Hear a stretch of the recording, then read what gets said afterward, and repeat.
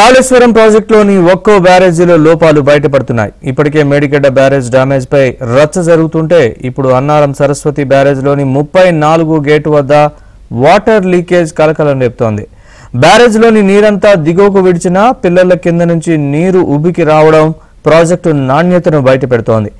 ఇప్పటికే బుంగలు పడ్డంతో ఇన్నాళ్లు స్టోర్ చేసిన నీరంతా దిగువకు విడుదల చేశారు డ్యామ్ సేఫ్టీ అధికారులు. ఇప్పుడు ఇలా పిల్లర్ కింద మంచి నీరు నుంచి నీరు ఉబికి రావడంతో ఆందోళన కలిగిస్తోంది.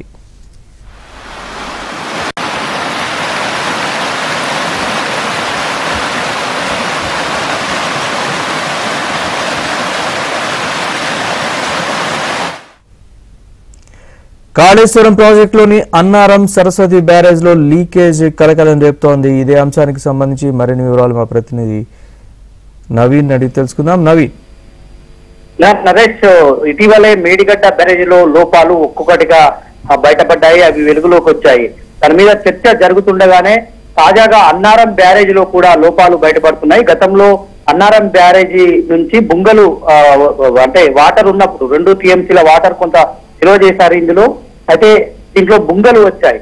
బుంగలు అక్కడక్కడ చిన్న చిన్న లోపాలే అనుకున్నారు. కానీ నిన్న 2 TMCలు ఉన్నటువంటి వాటర్ అంతా కిందికి విడుదల చేసిన తర్వాత డ్యామ్ సేఫ్టీ అధికారులు మొత్తం డ్యామ్ లోని వాటర్ అంతా పోయిన తర్వాత ఇక్కడ మనం చూస్తున్నటువంటి విజువల్స్ లో 34వ పిల్లర్ ఇది.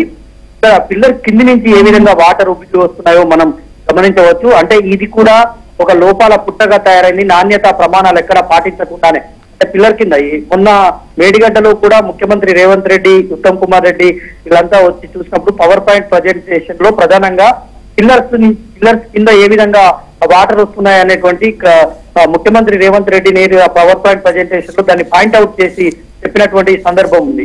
సేమ్ అదే తరహాలో ఇక్కడ కూడా అన్నారం బ్యారేజ్ లో కూడా పిల్లర్ కింద నుంచి వాటర్ ఏ విధంగా ఉబ్బికి వస్తుంది అంటే పిల్లర్ కింద మామూలుగా అయితే గట్టి నేల ఉండాలి. గట్టి నేల మీద కాంక్రీట్ పోసిన తర్వాత భారీ స్థాయిలో కాంక్రీట్ ఊచలు ఇవన్నీ పోసిన తర్వాత పిల్లర్ నిర్మిస్తారు.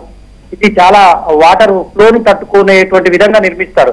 కానీ పిల్లర్ కింది నుంచి వాటర్ ఉబికి వస్తుంది అంటే ఆ పిల్లర్ నాణ్యత ఎంత ఉందనేటువంటిది అర్థమైపోతుంది. ఇప్పటికే మేడిగడ్డ బ్యారేజీ ఒక లోపాల పుట్టగా తయారైంది. పిల్లర్ కుంగిపోయింది. మొత్తం బ్యారేజీ అంతా అక్కడ మేడిగడ్డ బ్యారేజీ ఒక వృధా ప్రయాస అన్నటువంటి ఇంజనీరింగ్ నిపుణుల అభిప్రాయాలు వ్యక్తమవుతున్నటువంటి నేపథ్యంలో అదే తరహాలో అన్నారం బ్యారేజ్ కూడా దానికి ఎగువన ఉన్నటువంటి అంటే మేడిగడ్డ నుంచి ఇక్కడికి నీటిని ఎత్తిపోస్తారు.